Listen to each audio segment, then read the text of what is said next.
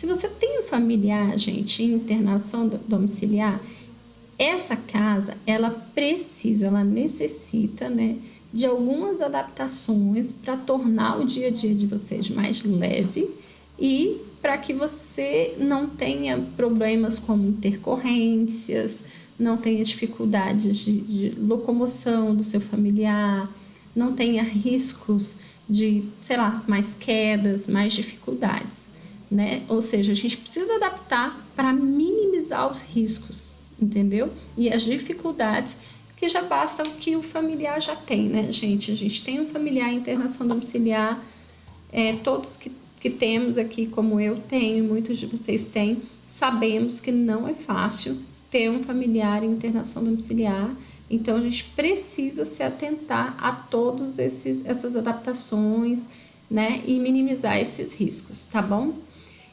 Isabel, de que adaptação você está falando? Gente, tem muita gente que confunde a adaptação da casa com a arrumação do quarto, do ambiente que está funcionando a internação domiciliar.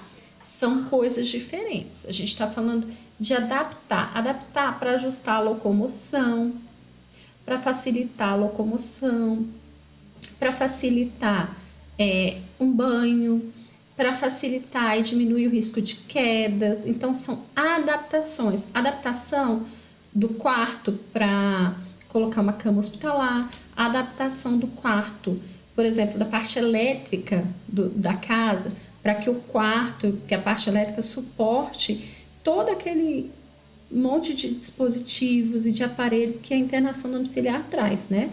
No caso hoje, por exemplo, aqui na minha casa, né?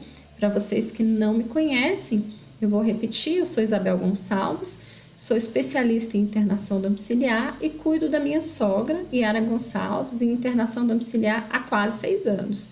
Na minha casa hoje, nós temos ligado à tomada mais de 12 dispositivos. Fora um celular, que a técnica às vezes precisa carregar, né, gente? Porque elas passam 24 horas ali, então precisa ter uma tomada para isso. Fora uma luz na escrivania para elas conseguirem fazer as evoluções delas. Então, assim, só equipamento, gente. A gente tem bomba de infusão, a gente tem coffee assist, a gente tem ventilador mecânico, a gente tem no break, a gente tem oxímetro de mesa. Então, assim, são vários. Eu posso citar para vocês, mas são muitos.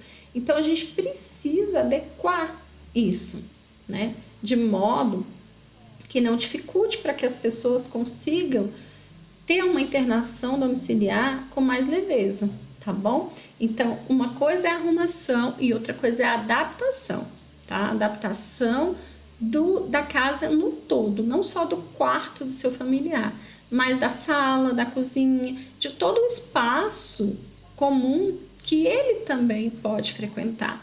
Eu sempre digo aqui que a qualidade de vida, né, e o bem-estar do nosso familiar em internação domiciliar está extremamente ligada ao fato de que esse familiar não se sinta um peso, né? Não se sinta um intruso na nossa casa, na casa que é dele também, né?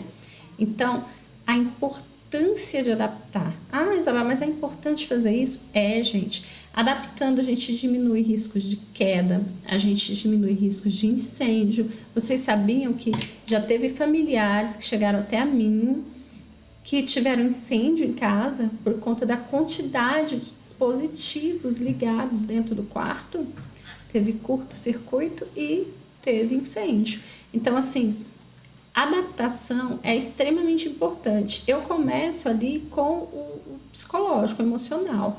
Quando você não adapta para aquela necessidade, o seu próprio familiar, ele vai se sentir um intruso na sua casa, ele vai se sentir um peso, ele vai se sentir sem lugar, né? Porque ele tem necessidades as quais a casa não atende. Por quê? Porque você não se preocupou de fazer aquela adaptação, ou às vezes não se atentou, não viu, né? Às vezes a gente não se preocupou porque não achou necessário. Outras vezes a gente nem observou a necessidade, né? Nem conseguiu entender a necessidade. Então é isso que eu venho trazer para vocês hoje, tá bom?